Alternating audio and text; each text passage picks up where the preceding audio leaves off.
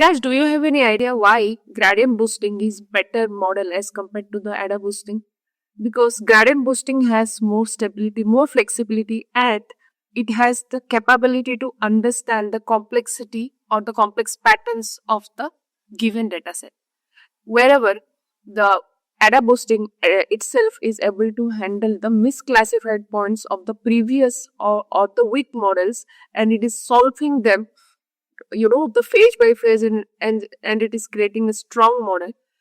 Gradient boosting at the same time is focusing on the actual errors, and it is correcting those actual errors phase wise, and it is creating a strong model. So here we understood about the difference, but we need to explore what exactly is the gradient boosting in this current video. So welcome back to my channel, guys. Hope you all are doing good. Today we are going to understand about the gradient boosting concepts, and we will explore everything fully. So stick to this video till end. So guys, let's explore about gradient boosting. What exactly is gradient boosting and what we understood during our previous videos about gradient. Gradient is nothing but the actual errors, right? I mean, it's able. The models has the capability to understand the patterns, and through that patterns, it is able to differentiate what could be the actual error as compared to your original data point. So that's nothing but a gradient, and we have something called learning rate. So in case of gradient boosting, based on the learning rate, it is able to handle the pattern, and we have that convergence point, right, where we are able to understand, or we are able to get the global minima, and each point where it is crossing, that is nothing but a local minima. So that part we understood during our previous video, and the same concept here in this boosting method, it is getting applied. So in short, if somebody will ask what is gradient boosting, you can clearly mention that it is an ensemble technique where we are building the model sequentially trained weak models, and when we are training those weak models, we are focusing on correcting those errors of the previous models. And what are those errors? Those errors are nothing but residues or gradients. And when we are talking about gradient here, like I mentioned, that's nothing but your gradient descent, where we are understanding, or in short, we are recollecting that as a minimizing the loss function. And we understood what are the loss functions and how we are calculating them. We are calculating in case of regression. We are calculating with mean absolute error, mean square error, RMSE, right? And in case of classification, we are using log loss. Then we have, this binary classification and using log sigmoid function just to understand the probabilities.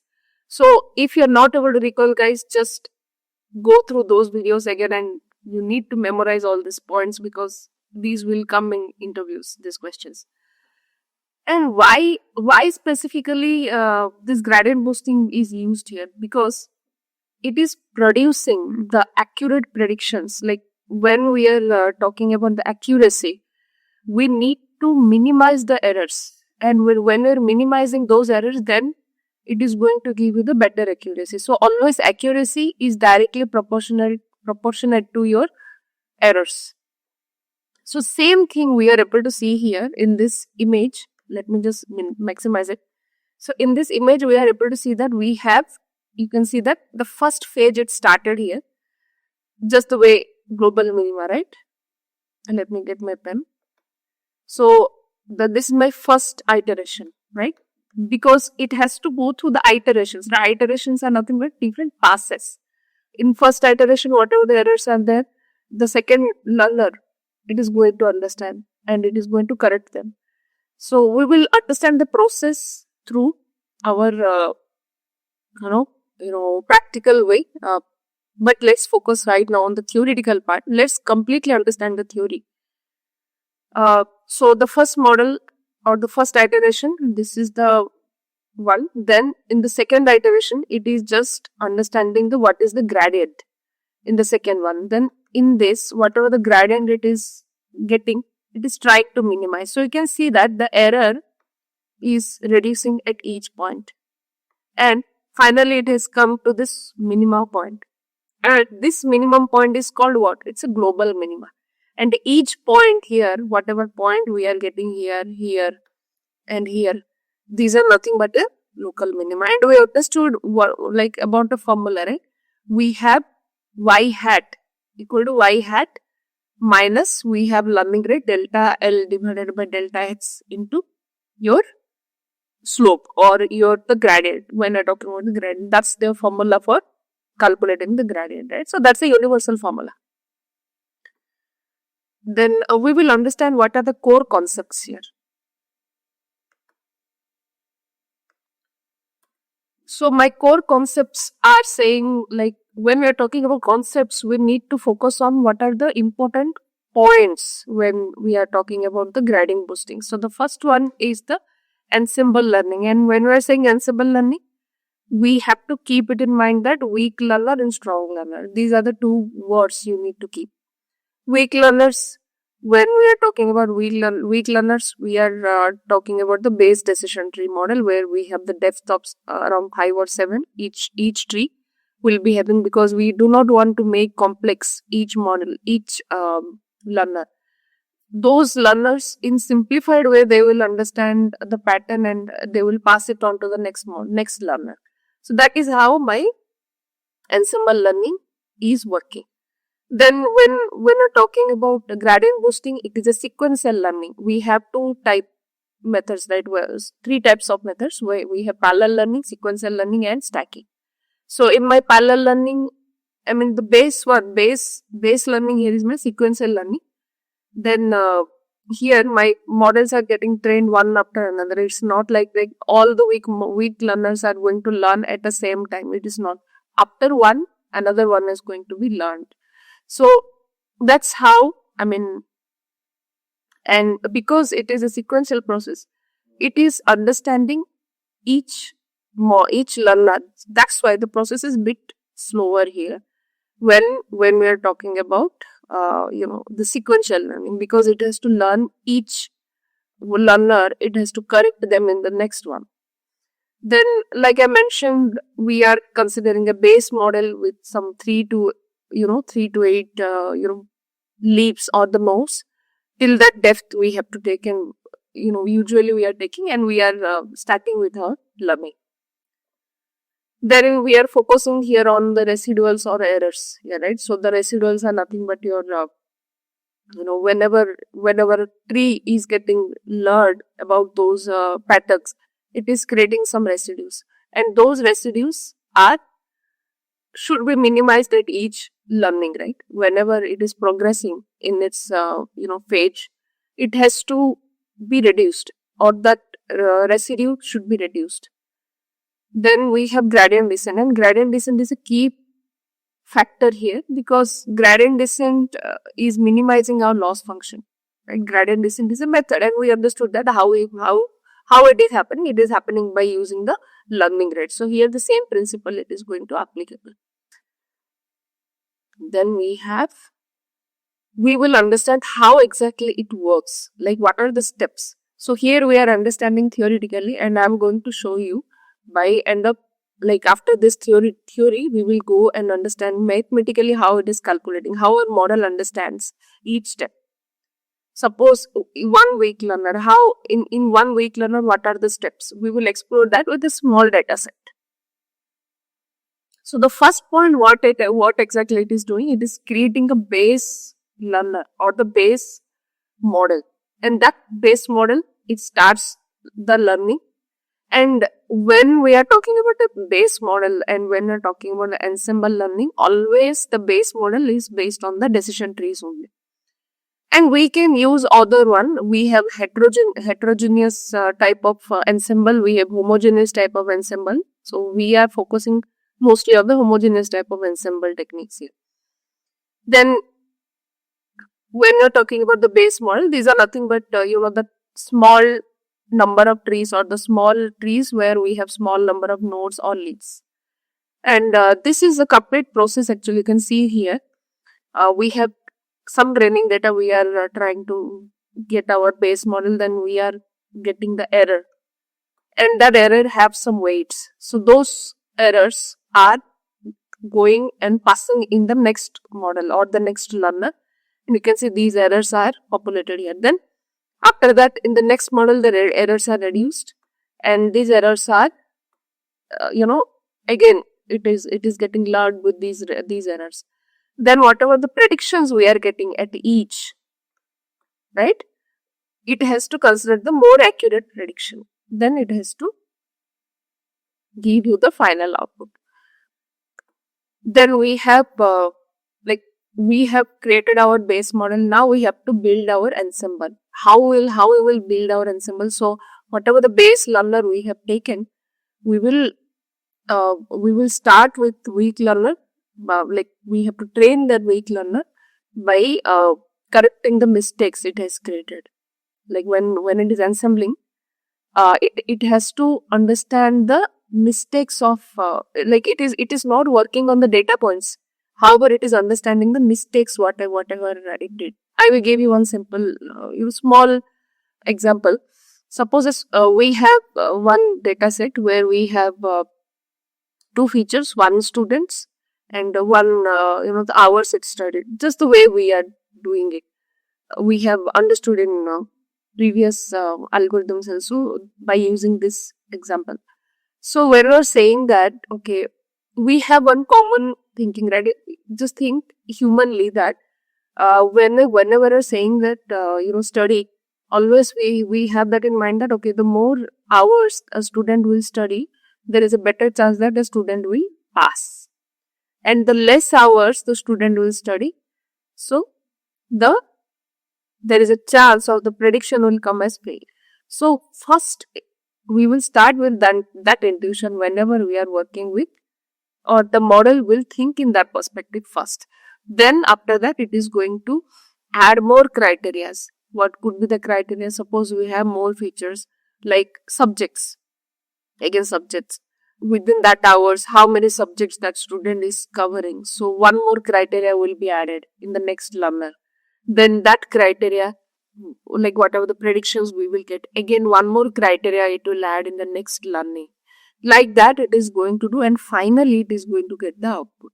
So you have to think in that way that, the machine and human, as AI is nothing but, it's artificial intelligence. When we are talking that we are giving the human intelligence to the machine, right? So we are giving all kind of thinking, whatever human is doing. Whatever we are thinking, we are putting the same kind of logic to the machine so that they will understand in the same way. So they will do in the same way only.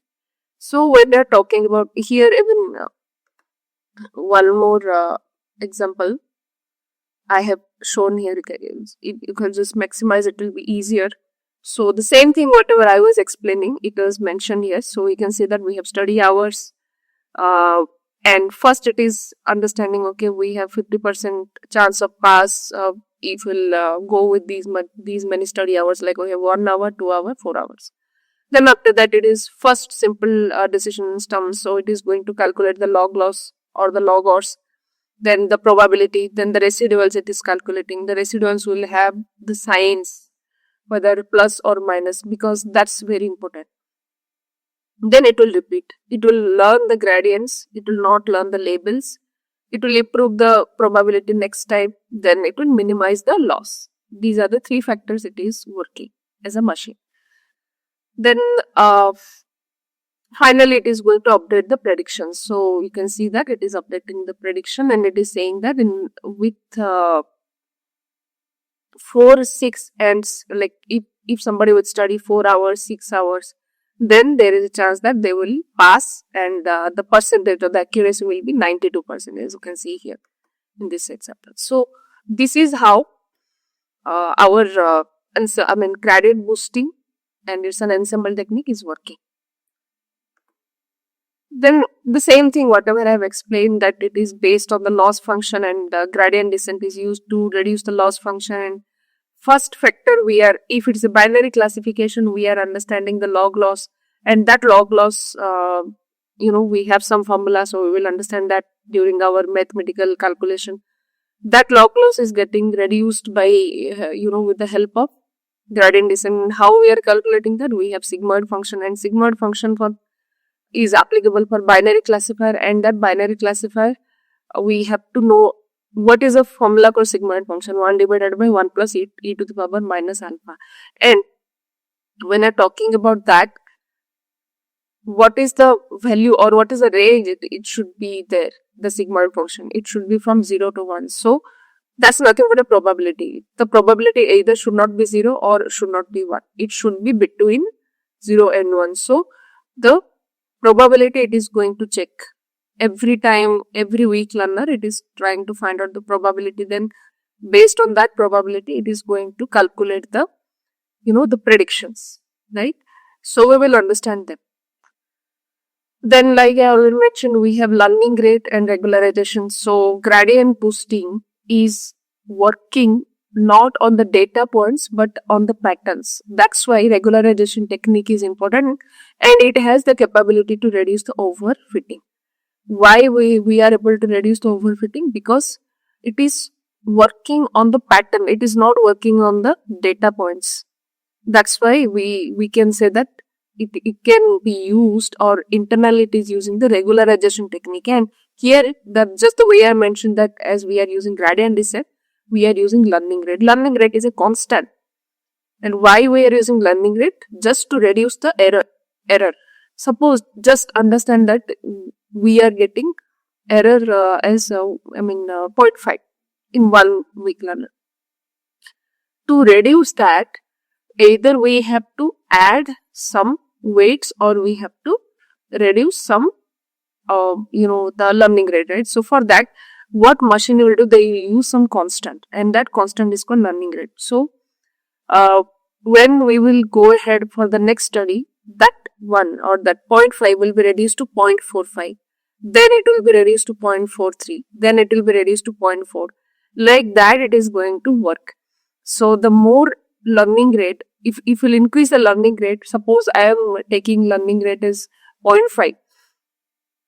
Based on that, let me draw it here, it will be making sense to you. Suppose, okay, this is my model. Okay, this is my model. These are my two variables, x and y. So when we are saying that, okay, we found the first point or the first error. Okay, this is my E1. We are getting some value here. Then after applying my learning rate or my gradient descent curve, how we are getting, we will get our value somewhere here. Because this is my y value, right? This is my y value. Y value, what is y value? And what is error? Error is nothing but the difference between actual minus predicted. So here we are getting my predicted value first. And we are getting error. Error means that's the difference. That's the y value only, right? We are getting. So the next point we will get here. Then the next point we will get here. Like that it will be reduced. And one point will come here, somewhere here. If we join these points, like this it will come. That means here, what I will say, this point is having my completely less error, or it has very small error. And when we are talking about learning rate or eta, and when we are talking about learning rate, we are applying that learning rate. If my learning rate will be more, then this curve or the learning process will be faster. The convergence will be faster. When we are talking about small learning rate, it will take small steps like this. Like this. It is taking small steps, right? It is taking small steps to reach this global minima point. But if we'll increase this learning rate, it's going to take big step like this, right? So this is how my global minima and the loss function, they are related to each other. So we have, again, we need to update the ensemble, because whatever the output we got, we need to update in the next page, and we have to find out the final prediction. So you can see the last at the end, all the predictions of weak learners are then added to the ensemble and updating the overall predictions.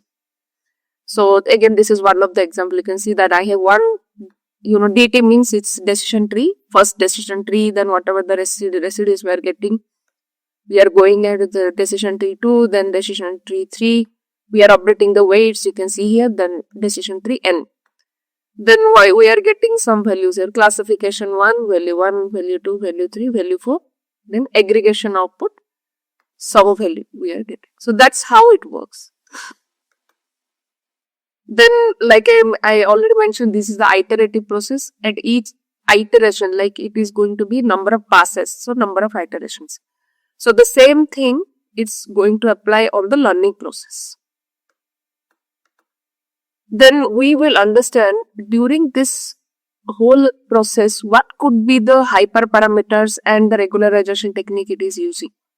So learning rate is one of the hyperparameter, right? Where we are understanding about the shrinkage, we are understanding about the pattern, we can see how better our model is learning. So that's one of the factor. Then we have number of estimators. We understood, right? N estimator is nothing but your number of decision trees which you are using. Then when we are saying more number of trees, then definitely it's going to improve the performance, right?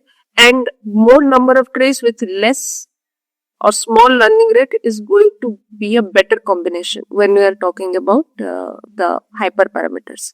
Then tree depth. When you are saying the max depth, it should be less because we do not want to overcomplicate our model. If one model will be a bit higher side and one model will be a bit lower side, or based on the number of depth or the labels which it is taking as a decision tree, it will not be the same, right? The learning will not be the same, the process. So everywhere the depth should be small and same. Then we have stochastic gradient descent. So where we are using one of the regularization technique with the gradient descent, and we are training our trees. So with this, we are adding randomness and we are increasing the robustness towards handling the overfitting. Then early stopping is a process in your deep learning where what they are doing, they are monitoring the performance. Like we have neural network, right? Complete neural network. Neural network is like a brain structure, human brain like structure, which your model throughout is following. So each node or each model, each node in that neural network is having some weights. So when the model will understand, okay, at this point of time, it needs to be stopped because after this, I'm not seeing much performance improvisation. So what they will do, they will stop there. We have some epoch method, and we are controlling that epoch method with early stopping. So we will understand that during our deep learning. That's a very important concept. And regularization, so internally, like I mentioned, it is using regularization technique and this regularization technique is used in XG boosting, extreme gradient boosting. That's one of the method of gradient boosting. So we are understanding the base, how it is working. But based on this gradient boosting, we have so many other type of boosting like XG boosting, CAD boosting. So those things we will understand in our upcoming videos. Then we have, again, when we are saying about boosting, right, it definitely have some advantages. So one of the advantages, it is going to give you the highest accuracy as compared to the other methods. Then it can handle the heterogeneous data. What is a heterogeneous data? Like we have complex data where we have more number of data points and it's a mix, like it is numeric, categoric, every kind of data it is able to handle. And it does not need any extensive pre-processing, like I already mentioned. It can handle that part as well, like it can convert your categorical to numerical as well. It has that capability. Then feature importance. Gradient boosting will give you which features are important for your model, and they will focus on those features. They will not focus on all the other features, and it is very better as compared to your conventional methods, right, where we are giving input to all features. Just imagine that you have more number of features when we'll understand about medical field, or we have this time series analysis. During that time you will be having many amount of features. So during that time, what you have to do, you should take only those features which are important. So this will help to get those features, and you can eliminate all the other features and you can only focus on those features for further study. Then it can be able to handle the missing data. Then it is very good with handling the outliers part. Then it is very good with the scalability. Like if you use this, you can get the high scale in your industries with this algorithm.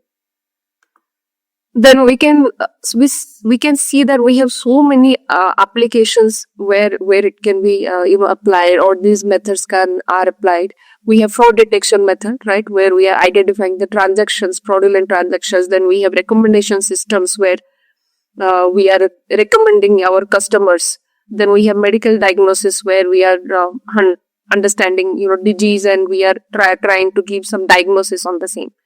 Then click through rate predictions. There are so many platforms where it is completely depending on the click through rate, like all the analysis, how your video is performing. Then we have NLP, natural language processing, also like sentiment analysis, text classification, image classification, time series, like I already mentioned. Those are the complex study, actually, time series, and this will simplify the process. So we have completed our theoretical part right now, and we will proceed with the mathematical calculations just immediately. So let us get back to that mathematical calculation right now. So we have this small data points, we have x and y. So we are predicting what could be the classification. So it's a binary classifier. So in the binary classifier, we have two categories,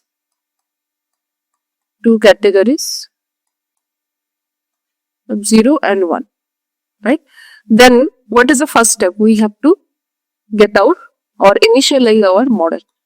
Initialize model. So what our version is doing? It will find out the log loss constant. So for that, what is the formula?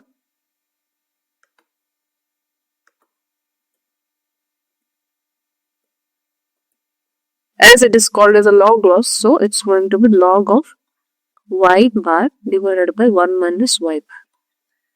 So what we are doing? We are getting log of y bar. So what's going to be my y bar? It's equal to 0 plus 1 plus 1. That's nothing but a mean, right? Divided by 4. So we are going to get 0.5. So we are going to get 0.5 divided by 0.5. So log of 1 equal to what, guys? It should be 0. So we got our log loss, or the constant which we will find out. Then what is the first point we are going to get? We are going to get the first gradient. And what I mentioned, for getting the gradient, we need to calculate the probability. So as we know that we have two categories, and like we will see, probability of 0 is 0.5, probability of 1 is also 0.5, because we have each with 0.5, right? As a like there is a 50% chance that it is going to be either 0 or 1 in this data set, because there is a 50% only. Now we will calculate our negative gradients, or the gradients. We will calculate the gradients now.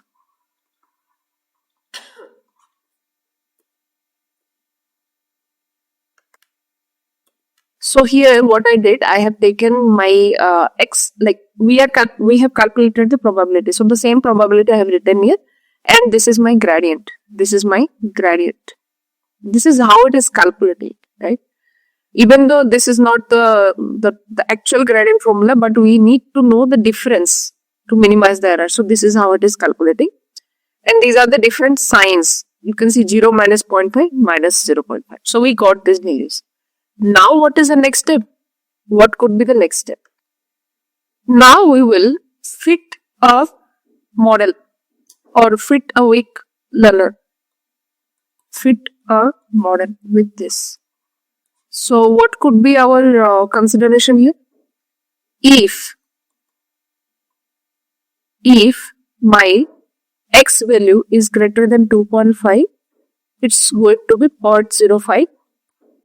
If my x is less than 2.5, it's going to be minus 0.5. So we found this, right?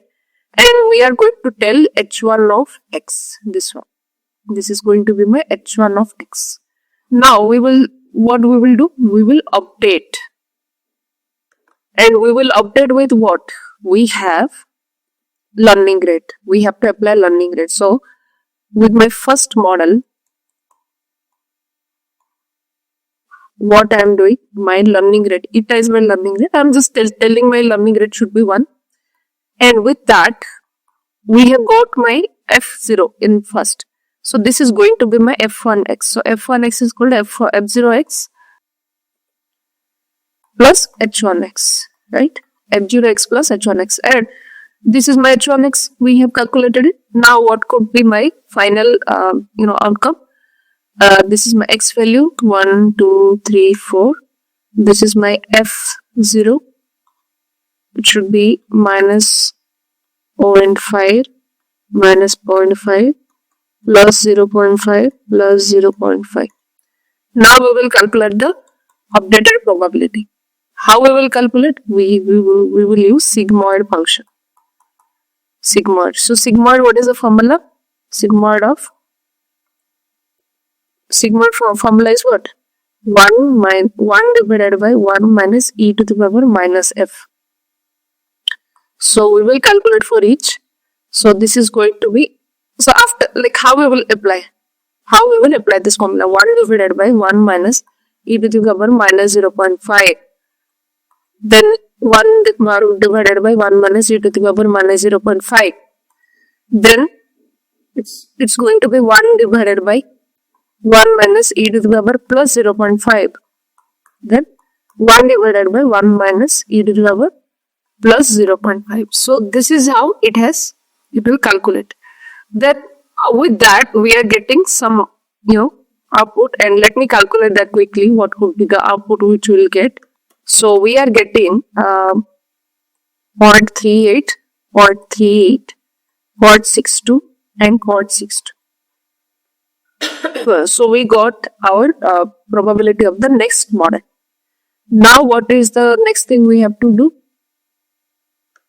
Again we will calculate our f of x. We will calculate our gradient, right? Gradient. Then we will update model until the time the gradient will be 0. So my final formula will be y hat equal to 1 or 0. It should not be in between, right? So y hat 1, how it is going to be? If my probability or my gradient, whatever the gradient value we are going to get, it should be greater than 0.5, and if it is less than 0.5, it is going to be 0. Just like this we are going to calculate, and it is going to come to a conclusion like this. So this is what our mathematical intuition, and this is how it is calculating. So this is one example I had shown for binary. Just imagine the same thing will be there for regression, because it is applicable for classification, both classification and regression. It can be used for regression as well, just the way we understood, because L1 and L2 regularization are used with regression, right?